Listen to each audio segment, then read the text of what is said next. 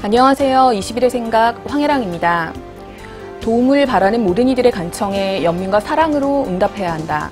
프란치스코 교황이 한국에 머무는 닷새 동안 세월호 참사가 남긴 상처를 따뜻하게 어루만져줬습니다. 그동안 간절하게 대통령을 향해서 정치인을 향해서 오로지 진상규명을 요구해왔던 유가족들은 큰 위로를 받았다고 합니다. 우리가 매일같이 마주하는 밥상이 차려지기까지도 낮은 곳에서 비인간적인 취급을 당하며 착취당하는 이주노동자들이 있습니다. 이번 주 한겨레 21은 우리의 안전한 밥상은 인간다운가요? 라는 새로운 질문을 던집니다. 우리가 믿고 먹는 농축산물에는 이주노동자들의 땀과 눈물이 배어 있다는 것을, 그들이 간절히 도움을 바라고 있다는 것을 우리는 애써 외면해 오지는 않았던가요? 이번 주 한겨레 21의 표지 제목은 눈물의 밥상, 이주노동자를 착취해 만들어진 한국의 먹거리입니다. 오늘은 이문영 기자와 함께 농축산업에서 일하는 이주노동자의 현실과 그리고 그렇게 만들어진 먹거리가 우리의 밥상까지 어떻게 오게 되는지 그 과정에 대해서 자세한 얘기 나눠보도록 하겠습니다. 안녕하세요. 네, 안녕하세요. 네, 그래서 저는 여태까지 이주노동자라고 하면 흔히 제조업, 건설업에 많다라고 생각만 했지 농축산업에서 일하는 이주노동자들이 이렇게 많다는 사실을 체감하지 못하고 있었거든요. 그 국내에 들어오는 이주노동자 수는 얼마나 되고 이분들 같은 경우에는 어떤 경로를 통해서 국내에 들어오게 되나요? 8월 17일이 고용허가제 도입 10년이 되는데요. 2013년 12월 기준으로 보면 전 산업 분야, 고용허가제로 도입되어 있는 산업 분야에 한 23만 명 정도의 이주노동자가 들어와 있다고 합니다. 그 중에 농축산업 이주노동자 경우만 보면 19,700여 명 정도 되는데요. 이제 처음 농축산업 노동자들이 한국에 들어온 계기는 2003년 정도에 한 923명 정도의 이제 노동자들이 들어왔는데 10년 만에 상당히 많이 이제 숫자가 증가한 셈이죠. 농축산업 같은 경우는 이제 특화국가라고 정해져 있어서요. 뭐 베트남이나 캄보디아, 타이 뭐 등등 기타 등등의 한 4-5개 국가 정도가 정부가 특화국가로 이제 선정을 했는데 이제 이 나라 중심으로 농축산업 그 노동자들이 이제 들어오게 됩니다. 베트남 같은 경우 기존에 이제 가장 많은 노동자가 이제 분포하고 있었는데 정부가 2012년에 베트남 노동자가 이탈률이 높다는 이유로 이제 이 나라에서 이주노동자 입국을 이제 금지시키게 되는 조치를 단행하고요. 그 이후에 1년 사이에 이제 캄보디아 노동자가 1위를 차지하게 됩니다. 캄보디아 노동자가 베트남은 몇 지금 베트남 노동자가 5,800여 명 정도 되고요. 캄보디아 노동자가 8,400여 명 정도 됩니다. 뭐 그렇게 들어오는 경우도 있고 또 이제 한국어 시험을 보통 보게 되는데요. 이제 고용허가제로 들어오는 노동자들 같은 경우 한국어 능력 시험을 이제 보게 되어 있습니다. 그래서 성적 순으로 이제 업종이 좀 정해지는 경향이 있는데 제조업 같은 경우에 특히 건설업 같은 경우는 비교적 그 성적이 상위에 있는 노동자들이 이제 그쪽으로 가게 되고요. 한국어 성적에 따라서 그러면 제조업, 건설업을 먼저 선택할 수 있게 그렇습니다. 되나요?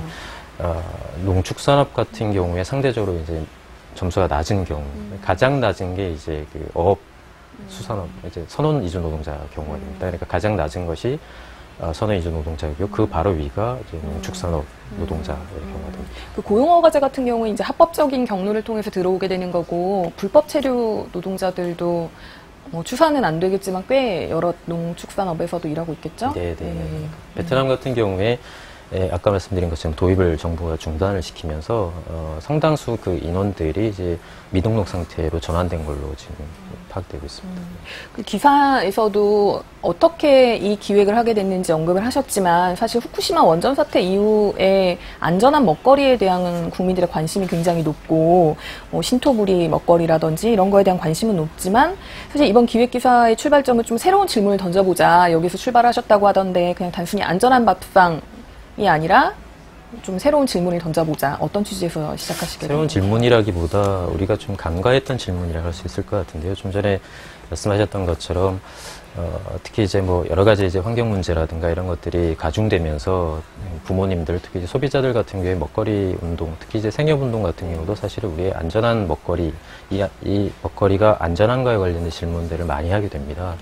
근데 실제로 이제 우리가 먹는 그 식탁에 오르는 음식들을 누가 만드느냐라는 질문으로 이제 옮겨가게 되면, 예컨대 이제 가장 우리가 흔하게 먹는 그 김치 같은 경우를 놓고 보더라도요, 뭐 산지에서 생산하는 또는 씨를 뿌리고 생산하는 노동자들은 농축산업 이주 노동자들이 분명히 있습니다. 그리고 김치를 만드는 김치 공장에도 분명히 있고요. 그다음에 가락시장이라든가 이런 대규모 유통시장, 유통 과정에서 분명히 이주 노동자들이 있고, 또 식당에서 이제 먹는 김치 같은 경우도 식당 같은 경우도 이주 노동자들이 와서 이제 일을 하게 되지 않습니까? 이제 그런 우리가 하나의 음식을 생산을 해서 우리의 식탁에 오르기까지의 과정에는 이주노동자의 손길이 분명히 있는데, 사실 우리는 이제 안전한 먹거리에 초점을 맞추다 보니까 그 부분에 대해서 많이 간과하게 된 측면들이 있고요. 그렇다면 이제 안전한 먹거리가 과연 그럼 인간다운가라는 측면에서 질문들을 좀 해보고 싶었습니다. 우리가 매일매일 먹는 우리의 식단의 음식들이 누구의 손으로 만들어지고, 우리 신토부리 음식들 같은 경우도 이제 이주 노동자들이 없으면 만들어지기 힘든데요. 이것들이 어떤 환경에서 어떤 사람들이 어떤 노동 환경에서 만들어지고 있는지에 대해서 좀 생각해보자는 취지였습니다. 그 기사를 읽다가 굉장히 놀란 게 이주 노동자들의 열악한 노동 환경 때문이었는데, 올해 시급이 5,210원인데 기사 보니까 이 농축산업 이주 노동자들 같은 경우에 적게는 2,000원대 시급을 받는 분들도 계시더라고요. 좀 전에 말씀하셨던 것처럼 이제 올해 시급이 5,210원, 작년이 이제 4,860원입니다. 정상적인 그 근로계약서라고 한다면 한 달의 노동시간을 220시간 정도로 설정했다고 하면, 그 노동시간 곱하기 최저시급에 맞는 임금을 산정하는 게 정상일 텐데요. 이주노동자들이 이제 계약하고 들어온 근로계약서의 상당수가 애초에 이 최저시급 적용을 위반하고 있습니다. 노동시간과 최종적으로 받는 그 급여를 산정을 해보면 최저시급보다 안 되는 내용, 금액으로 이제 산정이 돼 있죠. 이것을 노동청이 그대로 추인을 주고 있고요. 그 상태에서 실제로 이제 한국에 들어와서 노동을 하는데, 실제 노동 현장에서는 근로계약서보다 훨씬 더 노동을 많이 합니다. 실제보다 100시간 내지 200시간, 150시간 이렇게 노동을 많이 하니까, 이것이 이제 가능하게 된 게 이제 근로기준법의 이제 예외 조항인데, 근로기준법 제 63조에 보면 농축산업 노동자, 이건 한국 노동자도 마찬가지 포함됩니다. 노동자들 같은 경우는 근로시간이나 휴일 같은 경우에서 예외로 이제 적용을 하고 있는데요. 이제 오늘도 이제 밖에서는 비가 옵니다만, 이렇게 비가 오는 날씨 같은 경우에는 노동시간, 근로시간 같은 것들이 공장에서 하는 것처럼 9시부터 몇 시까지 이렇게 정해진 시간대로 할 수 없다라는 그런 이유를 들고 있는 것이죠. 이제 이렇다 보니까 이것들을 이제 악용하게 되면 정해져 있는 노동 시간을 이제 상시적으로 어기게 되고, 거기에 맞춰서 지급해야 될 임금을 제대로 지급하지 않는 이런 형태로 나타나는 경우들이 상당히 많이 있습니다. 이게 과연 기본적인 인간으로서의 권리가 보장이 되는 상태일까에 대한 의문이 들던데, 예를 들면 화장실도 없어서 호미로 땅을 파서 직접 배변할 장소를 만들어야 된다든지, 일상적으로 사장한테 성폭력에 노출된다든지, 이런 얘기들이 굉장히 생생하게 묘사되어 있던데, 좀 그런 비인간적인 어떤 처우를 받고 있는지 몇 가지 대목만 소개해 주실 수 있을까요? 기본적인 생활 조건이 갖춰지지 않은 경우가 굉장히 많아서 현장을 가보면 굉장히 충격적인 장면들을 많이 목격하게 됩니다. 이제 근로계약서에 보면 이제 숙박 제공이라고 되어 있는데요. 숙박 제공을 한다고 되어 있는 제공되는 숙박의 상황을 보면, 비닐하우스라든가 컨테이너 같은 것들인 건 이제 거의 일반적인 상태고, 그렇다 하더라도 그 안에 이제 난방이라든가 냉방 이런 것들이 전혀 안 돼서, 겨울 같은 경우는 실내 온도가 2, 3도 정도가 돼서 이렇게 벽에 성에가 하얗게 낀다거나, 좀 전에 말씀하셨던 것처럼 이제 화장실이 갖춰지지 않아서, 특히 여성 노동자들 같은 경우에 삽이나 호미를 들고 비닐하우스 뒤에 아니면 숲으로 들어가서 땅을 파서 그 안에 배변을 해결한다는 건 굉장히 인간적으로 수치심이 많이 드는 상황인데요. 샤워 시설도 제대로 갖춰지지 않기 때문에 한겨울에도 이렇게 꽝꽝 얼어서, 물이 얼어서 그 수도를 못 쓴다거나, 이제 샤워도 굉장히 힘들겠죠. 이런 상황들이 굉장히 많은데, 많은 경우에 또 이런 경우 노동자들한테 숙박 비용을 또 받고 있는 것들도 또 사실입니다. 기사에서는 근대적인 그 노동 환경이라고 묘사하셨던데 지금 말씀하시는 거 들어보면 뭐 근대까지도 못 가는 예전에 뭐 노비와 같은 상태가 아닐까 좀 싶기도 해요. 이번 주에는 농축산업 위주로 생생한 이야기를 전해주셨는데 다음 주에 2편도 계속되죠. 여기 아까 잠깐 말씀하셨던 것처럼 한국어 시험을 봐서 가장 밑바닥 노동자, 이주 노동자들이 가는 곳이 이제 바다에서 뭐 꽃게잡이라든지 어업에서 종사하는 일일 텐데 미리 좀 맛배기로 어떤 얘기 다음 주에 하실 건지도 소개 부탁드립니다. 이제 바다 위에 또 굉장히 오랫동안 그 바다라는 공간에서 조업을 나가게 되면 그 한정된 그 배 위에서 이제 같이 작업을 해야 됩니다. 이게 갇혀져 있는 이런 이제 노동 환경에서 발생하는 문제들이 있는 건데요. 그래서 폭행이라든가 또 올 2월에 그 제주도 인근에서 그 인도네시아 선원이 선상 폭행을 당해서 사망한 경우가 있었습니다. 이제 승선한 지 딱 9일밖에 안 된 노동자였는데요. 이런 상황들을 좀 짚어보려고 하고요. 고등어, 멸치 또는 오징어, 뭐 이제 이런 우리가 먹는 대표적인 그 수산물 같은 것들이 우리 밥상에 또 오르는 과정에서 또 어떤 그 노동자들이 어떤 환경 또는 어떤 노동을 하고 있는지 이제 이런 부분을 좀 말씀드리고 싶습니다. 주로 이제 참치 같은 원양어업 말고 연근해 어업 위주로 그러면 소개해 주시게 되는 건가요? 참치 같은 경우도 특히 이제 특정 회사 같은 경우에 이제 그 노동 환경, 인권 침해 사례들이 특히 이제 많이 소개가 된 바가 있죠.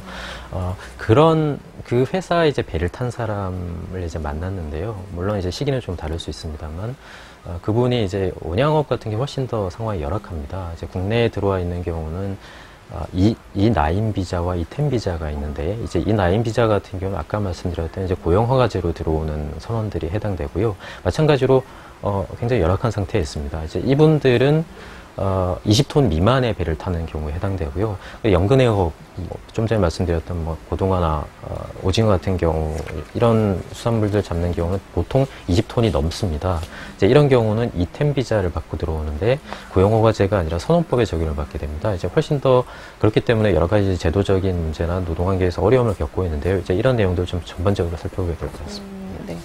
지금 말씀해 주신 것처럼 굉장히 기본적인 노동 환경 혹은 근로기준법 적용이라든지 복지 하나도 안 지켜지고 있는 상황에 대한 이제 고발, 그러면 나아가서 이거에 대한 대안은 어떻게 할 것인가 생각해 보면 사실 농축산업도 그렇고 어업도 그렇고 물론 건설업도 그렇지만 국내 젊은이들이 그 일을 하고 싶어 하지 않잖아요. 그러다 보니까 일자리가 비게 되고 그 빈자리를 이주노동자가 채울 수밖에 없는 게 어떻게 보면 당연한 수순일 것 같은데, 그런 좀 일자리나 고용의 문제를 놓고 보면 대안이 뭐가 있을까요? 한국의 농업이라고 하는 것은 기존에 이제 가족노동의 형태를 띠다가 이제 한국 노동자들, 한국 이제 젊은이들이 이제 농촌을 외면하고 또 이제 국가 시책적으로도 농업을 이제 등한시하는 상황이기 때문에 이 빈 노동을 이제 이주노동자들이 채우는 이제 형태로 되고 있고요. 그래서 가동노동 형태에서 어떻게 보면 근대적 임노동 관계로 지금 전환하고 있고, 그 과정에서 이제 노동 관계라든가 이런 부분에 대해서 익숙치 않은 또는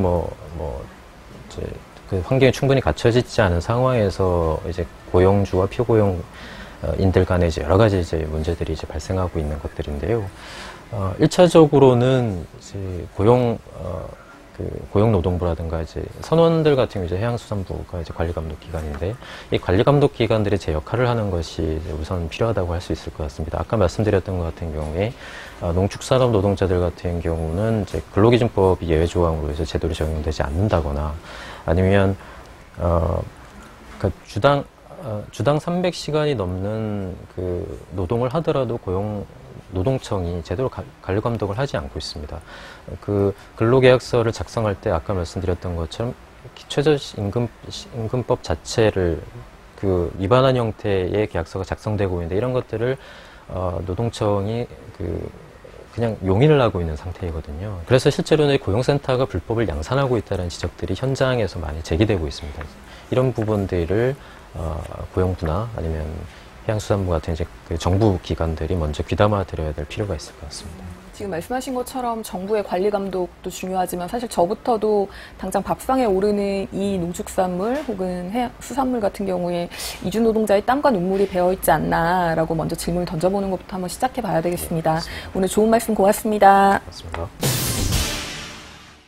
지난 7월 8일부터 시작됐던 세월호 유가족의 도보순례에 함께했던 한겨레 21의 긴 여정이 끝났습니다.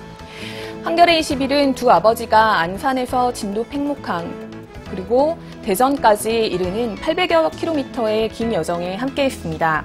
그리고 그 여정을 무사히 마친 것을 기념해 대전의 한 성당에서 작은 음악회를 열었습니다.